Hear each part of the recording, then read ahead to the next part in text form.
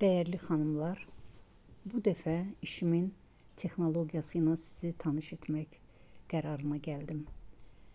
Əvvəlcə parçanı kəsib dairə çəkirsən, sonra onu kəsirsən, iki hissədən ibarət parçanın bir hissəsini kəsdikdən sonra ikinci hissəsini kəsirsən, dairəni yaradırsan. Dairəni yaradandan sonra kənara qoyursan. Dairələr hazır. İndi isə dairənin üstündə bant olmalıdır. Qazan qapağının üstündə bant olmalıdır. O bantı ölçü ilə kəsib tikirik.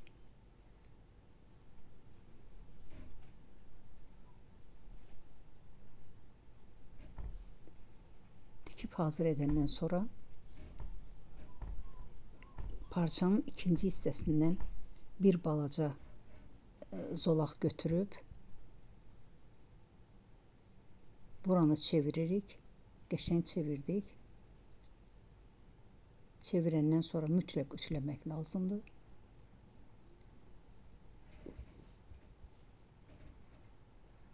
Çevirdik. Diblərin uclu bir ruçka ilə çıxardırıq.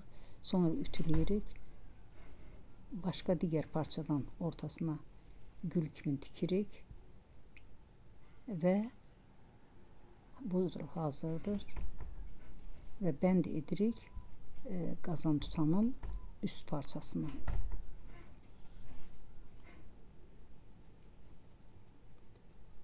Möhkəm tikirik onu üst parçanın üstünə.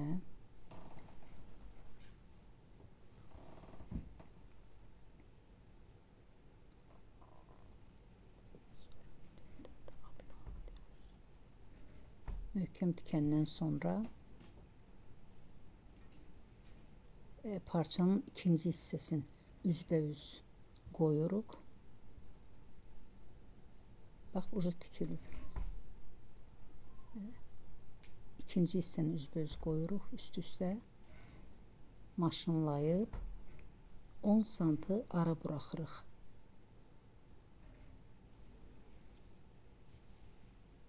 Tikildi, hazır. Burada rezini salmaq üçün yer saxlanılır. Bant hazırdır. İkinci tikiş edirik rezini salmaq üçün. İkinci tikişi də səliqə ilə tikib dairəni yaradırıq tikə-tikə. Sonra 45 santı uzunluqda rezini kəsib bu araya keçirdirik.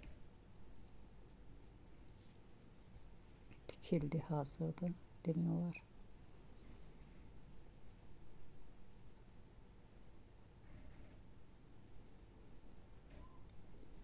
Rezini salırıq indi. 45 santimetr uzunluğunda rezin.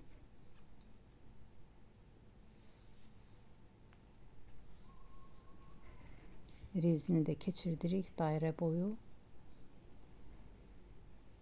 Demək olar ki, hazırdır. Demək olar ki, qazan qapağı hazırdır.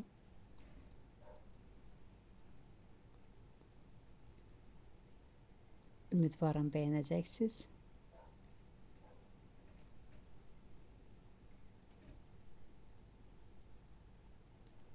Rezini tamamlayıb əldə tikə də bilərsiniz.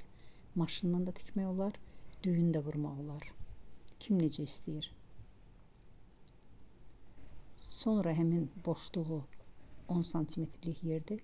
Oranı da maşınlayırsınız.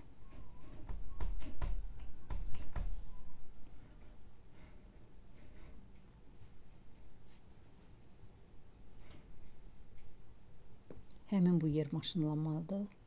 Tikişlə tikilməlidir.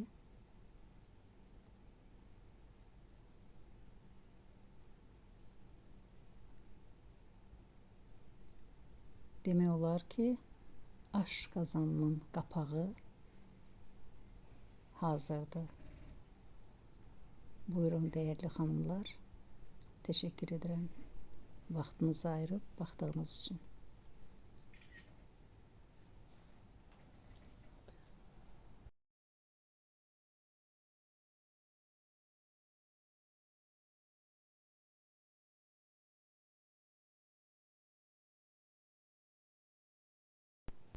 Değerli xanımlar, məni takip edin, videolarımı bəyənməyi unutmayın.